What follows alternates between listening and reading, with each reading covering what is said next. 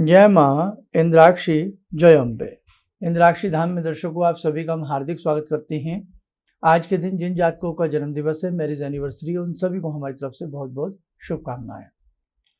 जन्म पत्रिका में या हाथ की रेखाओं में कई बार ऐसे योग भी होते हैं जो माता के ऊपर कष्ट आता है, जिसे हम मातृ सुख नाश योग कहते हैं।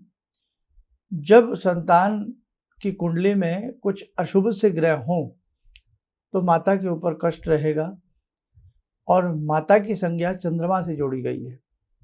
तो कई बार हमें ये समझ में नहीं आता कि हम जीवन में कष्ट पा रहे हैं, इस कष्ट से हम कैसे बचें।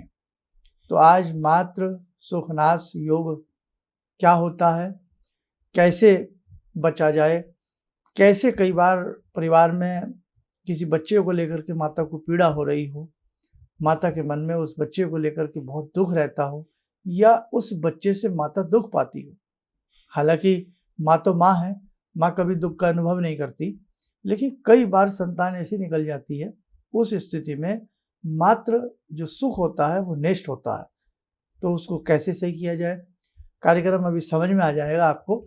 लेकिन इस कार्यक्रम को कहीं किसी की संतान पीड़ा दे रही हो, संतान से आपको दुख मिल रहा हो, तो आप इस कार्यक्रम को जरूर सुनिएगा। और कई बार ये योग बच्चों की कुंडली में हो सकता है, जो आज नहीं तो कल पीड़ा दे सकता है। आइए पहले आज का हम पंचांग देखें। 19 जून सन 2024 दिन बुधवार, संवत 2081, ज्येष्ठ मास शुक्ल पक्ष, तिथि आज द्वादशी है, नक्षत्र आज विशाखा है, राहु काल 12 से 1:30, दिशा सूर्य उत्तर पूर्व दिशा। चंद्रमा माँ की द्योतक है, या चंद्रमा कह लीजिएगा। चंद्रमा से माँ का गणित लगाते हैं। सूर्य पिता कारक हैं, तो चंद्रमा माँ के कारक हैं। अब चंद्रमा जन्म पत्रिका में बच्चे के किस प्रकार के हैं ये देखा जाता है। अगर चंद्रमा बच्चे के जन्म पत्रिका के अंदर अशुभता योग में होंगे तो कहीं ना कहीं माँ को पीड़ा होगी।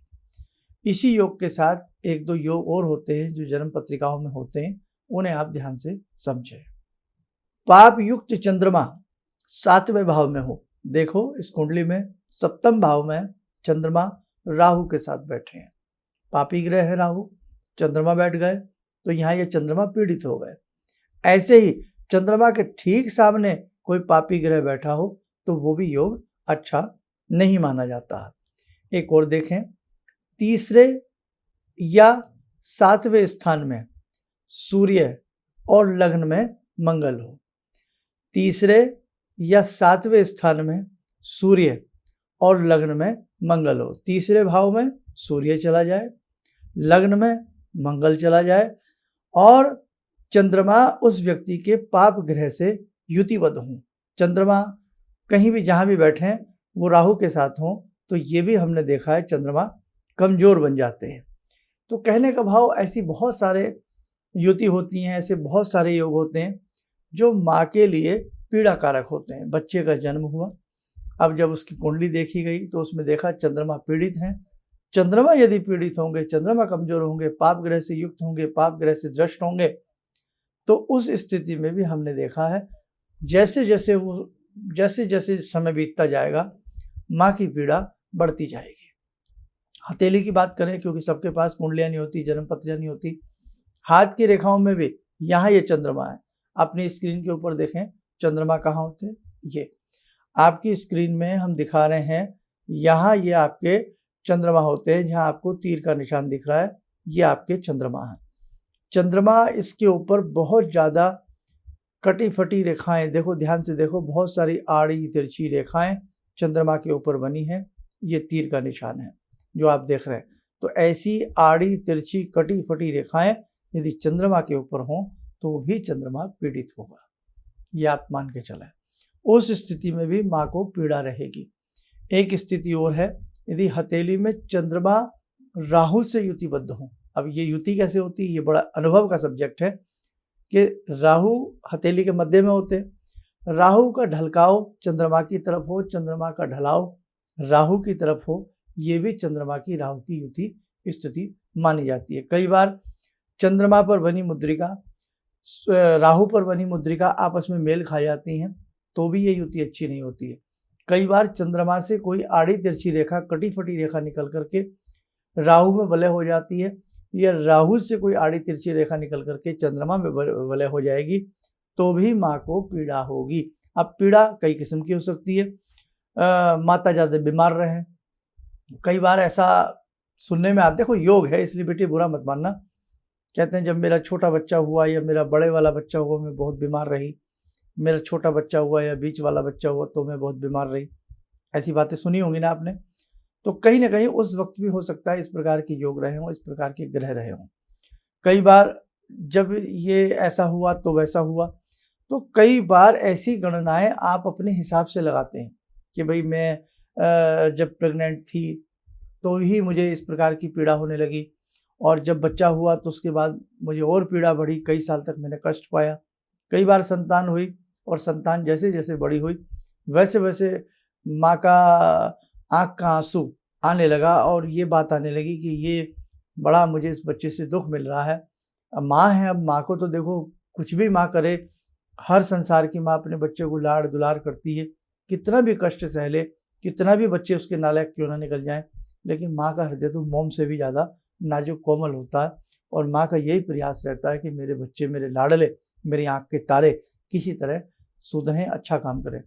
तो कई बार ये स्थिति भी आती है कि वो संतान लायक नहीं निकल पाती, उसके काम देख करके, उसकी एक्टिविटी देख करके हमेशा माँ को पीड़ा बनी रहेगी कि ये ढंग से बात नहीं करता, ये उल्टा जवाब देता है, और कई बार तो वो बच्चे गाली गलौज पर भी उतर आते हैं। तो बहुत दुख का सब्जेक्ट हो जाता है।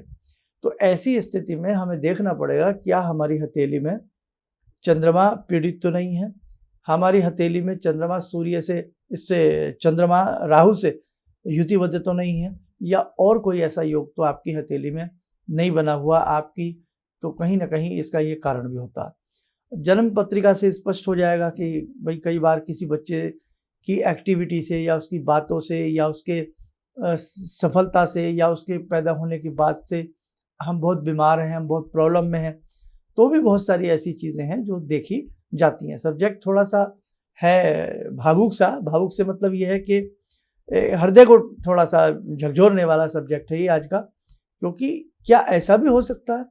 तो भाई ये गणित है, और कई बार ऐसी संतान होती है, गर्भ से ही वो संतान जब आती है तो वारे के नारे हो जाते हैं, एक बहुत सुखद एहसास होने लगता है, और वो संतान जैसे जैसे क्षण क्षण बड़ी होती है वैसे वैसे जीवन के सुख बढ़ते चले जाते हैं। देखो भैया बुरा मत मानना, कई बार हम लोग कह देते हैं ना, जब से ये गुड्डी हमारे घर में आई, मुन्नी हमारे घर में आई, ये लक्ष्मी हमारे घर में आई, हम तो कहीं से कहीं पहुंच गए, माला माल हो गए, है ना। तो ये गणित है, एक सब्जेक्ट की बात कर रहे हैं हम। तो कई बार अगर कोई चीज़ पॉजिटिव है तो वो नेगेटिव भी कई बार ऐसे योग होते हैं, ये ग्रह होते हैं। भगवान कृष्ण देखें, हैं योगी राज महाराज हैं, लेकिन कहाँ अवतरण हुआ उनका, जेल में अवतरण हुआ, कहने का भाव। तो भाई किस प्रकार से जैसे ही भगवान कृष्ण ने भाई जो भी उनकी लीला रही है, लेकिन जैसे ही वो अवतार रूप में आए हैं, धरती पे उनका पग पड़ा है, तो साहब किस प्रकार से सभी राक्षसों का विनाश होता चला गया, कंस का विनाश हुआ, और भाई किस प्रकार से सुख की प्राप्ति धीरे धीरे जीवन में आने लगी। तो कहने का भाव कि जब जब हम कहीं जन्म लेते हैं या जिस घर में हम जन्म लेते हैं, कोई आत्मा गर्भ में आती है, तो वो आत्मा जब गर्भ में आती है तो बेटा वो अपने संस्कार लेकर के आती है, पूर्व जन्म में उसके कैसे कर्म थे।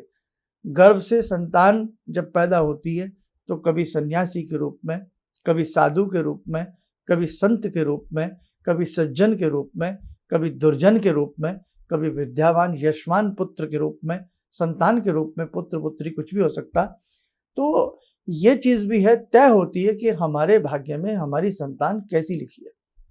एक ही घर में 2 बच्चे हैं, 3 बच्चे हैं, 4 बच्चे हैं, 2 बच्चे बहुत बड़ी पोस्ट पे चले जाते हैं, और कई बार कोई बच्चा माता पिता की नाक भी कटवा देता है। तो बेटा सब्जेक्ट ऐसा है, इसलिए मुझे कटु भी बात बतानी आपको पड़ेगी। तो कहने का भाव यही है कि ऐसी स्थिति में हमें क्या करना चाहिए। ऐसी स्थिति में आप बच्चों की वैदिक जन्म पत्रिका बनवा लें, या उनकी वैदिक जन्म पत्रिका, या आपके पास कोई भी जन्म पत्रिका हो, कोई अनुभवी व्यक्ति हो। देखो, अनुभव की आवश्यकता हर क्षेत्र में, झोला छाप की आवश्यकता से कोई नहीं होगा। अनुभव, कोई आपके पास अनुभवी अच्छे एस्ट्रोलॉजर हैं, एक बार कुंडली दिखा लेनी चाहिए। कुंडली नहीं है, ना आपकी है ना आपके बच्चे की बनी है, या आपकी तो है ही नहीं कई बार, तो अपने हाथ की रेखाएं किसी अच्छे मर्मज्ञ को दिखाइएगा, जानिएगा ऐसा क्यों हो रहा है, या ऐसा क्या योग है हमारी हथेली में जो संतान से हमें पीड़ा प्राप्त हो रही है। उसके लिए फिर क्या आपको उपाय दिए जाएं। और जब भी आप लोग उपाय करें, ज़्यादातर मंत्र साधना के आप लोग उपाय करें। उसमें जैसे रत्न पहनना है और बहुत सारी चीज़ें, इन्हें ज़्यादातर आप अवॉइड करिएगा। भगवान के नाम की तरफ ज़्यादा बढ़िएगा तो रंग चोखा आएगा और आपको अच्छा लाभ मिलेगा। आइए जुड़ते हैं आज की ध्यान साधना में जगत जननी मंगल करनी भगवती जगदम्बा से, आप सबके कष्टों को वो हर लें। ॐ सिन्दूरारुणविग्रहां त्रिनयनां माणिक्यमूलस्फुरात् स्तारानायकशेखरं स्मितमुखी भापेन वाक्षोरुवां पाणिभ्यामलपूर्णरत्नचषकां रत्नोत्परां बिभ्रति सौम्यां रत्नघटस्थरक्तचरणां ध्यायेत् पराम् अम्बिकां खड्गं चक्रगदेषु चापपरिगान् शूलम्बुशोण्डिं शिरा शङ्खं समदधतीं करे स्त्रीनयनां सर्वाङ्गभूषावृतां नीलासमद्युतिमास्य पाददशकां सेवे महाकालिकां यामास्तो स्वपितैहरो कमलजो हन्तुं मधुं कैटवं विद्युद्दामसमप्रभां मृगपते स्कन्दस्थितां भीषणां कन्या विहकरवालखेटविलसा धस्ताविरासेवितां हस्तेश्चक्रगदाशिखेटविशिखां चापं गुणं तर्जनीं विप्राणामलिलात्मिकां शशिधरां दुर्गां त्रिनेत्रां भजे। कवच बना लें, ध्यान करें, जगत जननी का शुभ आशीष हम सबके ऊपर बरस रहा है।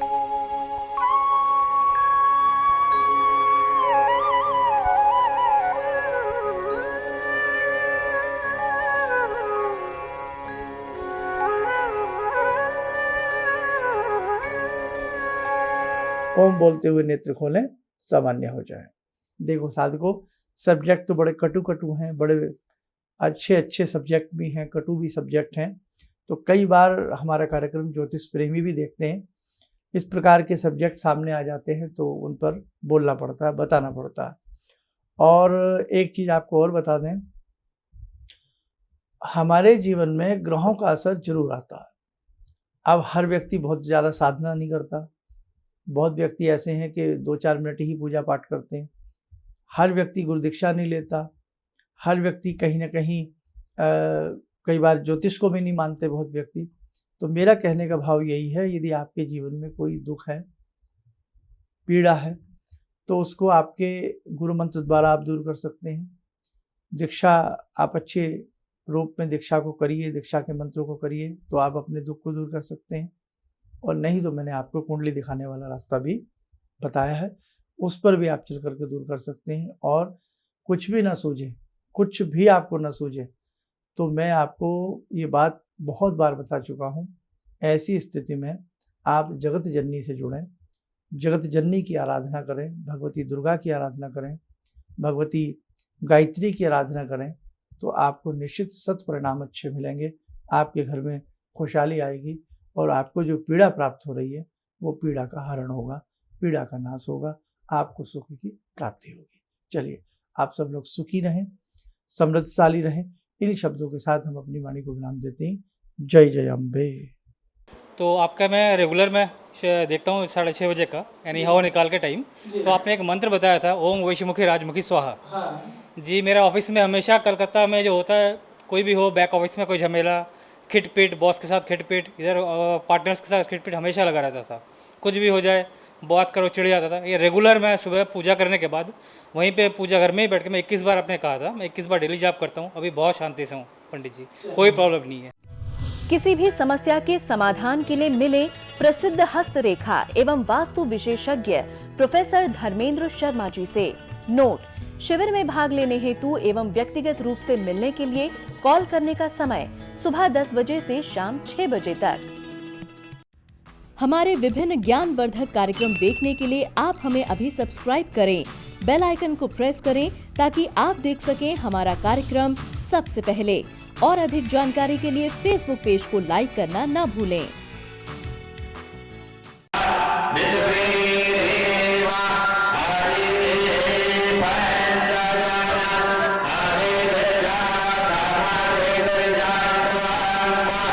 Yo